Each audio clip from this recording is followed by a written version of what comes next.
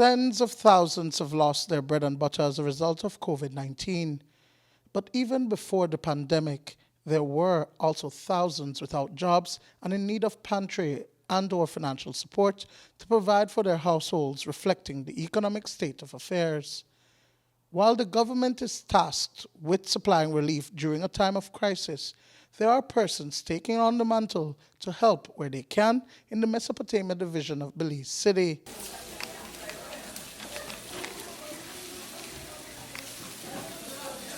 There is always this need for food, right? Even when you give people the rice and the beans or whatever else you put in your pantry, we take it for granted, or we assume that there are people who have the wherewithal to cook their food. And there are some elderly people out there who unfortunately are living on their own. There are other people who really don't have the resources nor the wherewithal to cook their food. And so we are aware of that, working very closely in our community. And so one of the ways in which we are trying to help during this crisis is to provide food, at least one hot meal per day for the elderly and those most in need in Mesopotamia. Every day for weeks now, at least 500 plates of food are prepared and distributed across the division to the neediest of the needy. Frontline workers, such as the police and healthcare workers, are also gifted a warm meal per day, a healthy and balanced food made from locally produced staples and homegrown ingredients. It is not much, but is what can be afforded at this time to support residents in the area.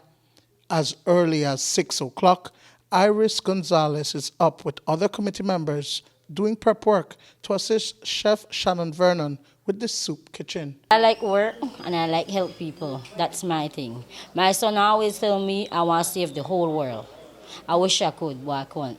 But at the end of the day, we get up early. I try to prepare from the day before, lessen the work on the chef. Me and he work together. We try to do so much we can with what is donated, like the soups and everything, and we try to push the soups because it's healthier that way. It's a lot more vegetables. We're trying to cut away from the carbs.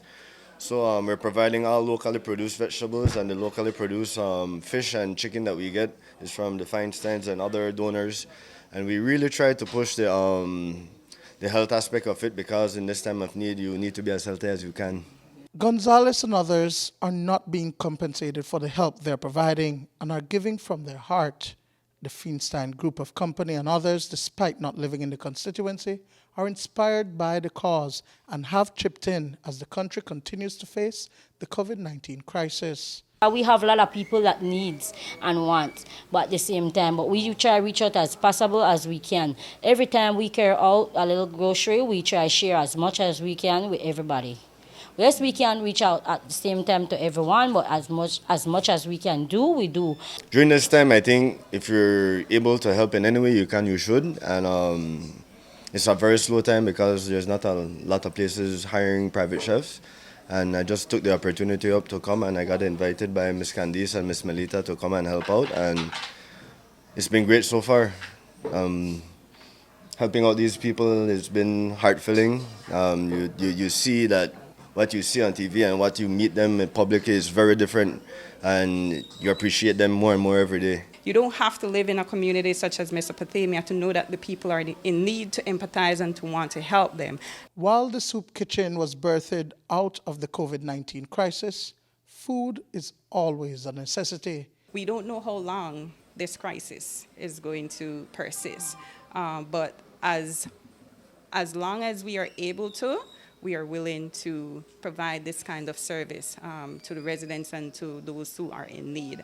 And as I've mentioned, the donors really see the significance of such an initiative, and so they have been investing in the project. And as long as we have those sponsorship and those support, we will continue projects such as this. Duane Moody for News 5.